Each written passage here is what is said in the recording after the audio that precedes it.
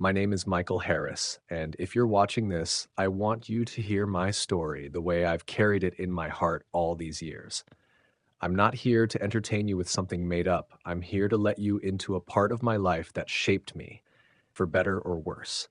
Sometimes the past is the only mirror that shows us who we really are. I grew up without a mother. She passed away when I was too young to hold on to clear memories of her. All I have are shadows, a scent, a faded smile, a warm touch that I'm not even sure was real or just something I wanted to remember. But I had my dad, and to me, he wasn't just a father, he was everything. He was the kind of man who carried the world on his shoulders and still found a way to smile at me every night. His hands were rough from years of labor, his clothes often smelled like sweat and dust, but his laugh, God, his laugh, could light up a room. He used to look me in the eye and say, "Son, you are my joy. Everything I do for you." We didn't have much, but we had enough. And the best memories I carry aren't of toys or gifts, but of moments. Saturday mornings with pancakes flipping in the air higher than they should have been just so I'd laugh. Evenings on the porch watching the sun sink while he told me about the reckless things he did as a teenager. That was my childhood. That was home. And then life shifted. My dad met a woman. Her name was Linda. She was kind, soft spoken, and she made him smile in a way I hadn't seen in years. It was strange, almost unsettling at first, to watch him become lighter, happier. For the first time since Mom's death, he wasn't just surviving, he was living again. When he told me he wanted to marry her, I swallowed hard. Part of me wanted to cheer for him because hadn't he earned the right to be happy? But another part of me felt like something was slipping away. I wasn't ready to share him, not after everything we'd been through. Still, I nodded. I told him I supported his choice, and I did, even if it hurt. That was when I met Emily, Linda's daughter. She was 2 years younger than me, and to be honest, I didn't like her at first. She was a reminder of the change I didn't want. She sat at our dinner table, laughed with my dad, filled spaces in our home that used to be just ours. I kept my distance. But time is sneaky. It doesn't ask permission.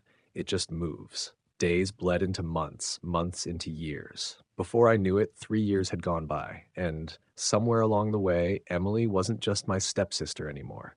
She was Emily. I don't know when it happened.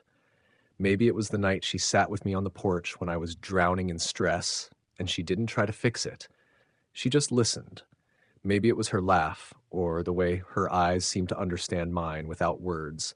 Maybe it was all of it. Whatever it was, I found myself caring in ways I shouldn't have. And then came the night that changed everything. We were sitting together in the living room after everyone else had gone to bed. The silence was thick, but not empty. She looked at me, and with a voice barely above a whisper, she asked, "Do you ever feel like we're caught in something too big for us?" I couldn't answer. My chest was tight, my thoughts tangled. I just looked at her, and in that look something shifted. Something unspoken but undeniable. I don't remember who leaned in first. I just remember the moment our lips touched. It wasn't practiced or perfect. It was shaky, hesitant, but real. My first kiss. Her first kiss. A moment I'll never forget, no matter how much I tried. And just like that, it was over. We pulled back into silence, the weight of reality crashing in around us. We knew it wasn't right. We knew no one would ever accept it, but in that fragile moment, none of it mattered. It was just me and Emily, holding a secret too big for either of us. Not long after, I left for college, a new city, a new life. Miles away from her, miles away from the house where everything had started. Before I left, we sat together one last time. We promised to let go, for the sake of our parents, for the sake of our family. She whispered, "Let's forget. Let's forget." But how do you forget something that's carved into your soul? I carried her with me into every crowded hallway, every late-night study session, every lonely walk across campus. I tried to bury her memory under books, friends, distractions. But the harder I tried, the more she came back. The world kept moving, but part of me stayed frozen in that living room, on that night, with that kiss.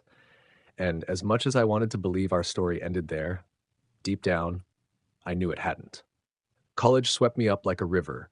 New city, new faces, endless assignments. It was enough to keep me busy, but never enough to make me forget Emily.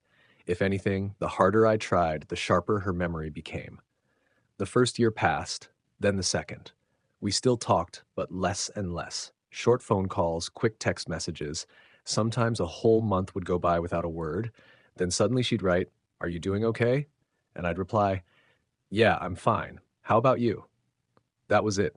Both of us knew the distance was safer, that silence hurt less than remembering. By my third year, a message from my father shattered the fragile wall I'd built. He told me Emily was getting married. I sat there, phone in hand, unable to move. My heart twisted in two directions. One part of me wanted to be happy for her because she deserved love, a future, stability. The other part, the other part felt like I'd just lost something I never really had. I went home for the wedding. The house was alive with celebration, laughter, music, chatter filling every corner. I wore a suit, played the role of the supportive brother, but inside I was a storm. And then I saw her. Emily in a white dress, radiant, glowing. She was breathtaking, the kind of beautiful that makes you ache just to look at her. My chest tightened. I wanted to freeze time, to hold on to that moment, but I knew better. That day, she belonged to someone else. During the reception, our eyes met across the room. Just a glance, no words. But in that glance lived everything: the memories, the longing, the silent goodbye. Her eyes shimmered with tears she wouldn't let fall. Mine burned with the same. And then, just like that, the moment passed. She turned away. So did I. The wedding ended. Life moved on. Emily left with her husband, stepping into her new beginning. I returned to school, carrying the weight of that final look with me. I knew I had to let go, not because I wanted to, but because it was the only choice left. So I threw myself into my studies, into projects, into the vision of the man I wanted to become. I learned to smile again, to live again, even with the scar of her memory pressed deep into me.